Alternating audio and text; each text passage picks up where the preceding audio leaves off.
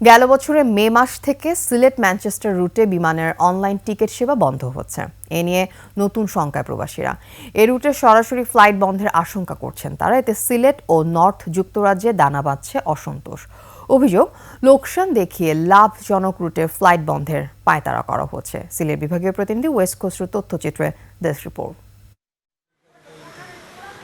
সিলেট উসমানী আন্তর্জাতিক বিমানবন্দর থেকে সপ্তাহে 2 দিন ম্যানচেস্টার রুটে সরাসরি 2টি ফ্লাইট পরিচালনা করা হয়। দীর্ঘদিন বন্ধ থাকার পর এই রুটে পুনরায় ফ্লাইট চালু হয় 2021 সালে। আগামী মে মাস থেকে অনলাইন টিকিটিং বন্ধ রাখার সিদ্ধান্ত হয়েছে।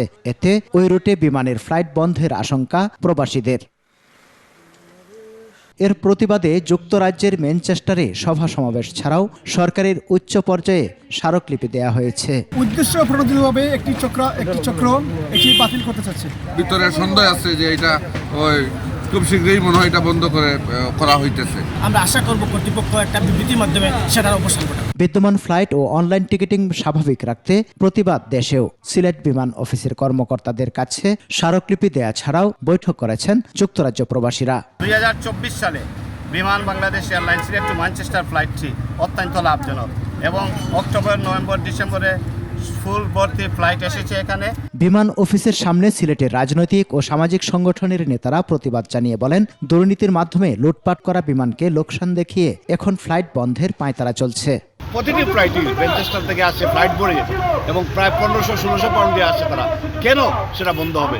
এটা লসজনক হতে পারেই না, এটা অবশ্যই লাভজনক। মেঘনা গ্রুপ অফ ইন্ডাস্ট্রিজ, বাংলাদেশের অগ্রযাত্রায়, মানুষের আস্থায়। বিমানের মূল জায়গায় সমস্যা। এ ব্যাপারে বিমান কর্মকর্তারা কিছু বলতে রাজি নন। ম্যানচেস্টারে ডেপুটি হাইকমিশনার জানান, বিষয়টি বিমান কর্তৃপক্ষকে তারা জানিয়েছেন। প্রবাসীদের সুবিধা এবং অন্যান্য সামগ্রিক দিক বিবেচনা করে এই ফ্লাইটটি চালু থাকবে। আমরা সেই সুপারিশ করেই এই দাবিনামা আমরা বিমানের কর্তৃপক্ষের কাছে পাঠিয়ে দেব। সমার ইসলাম, ডেস্ক রিপোর্ট, 21 টেলিভিশন।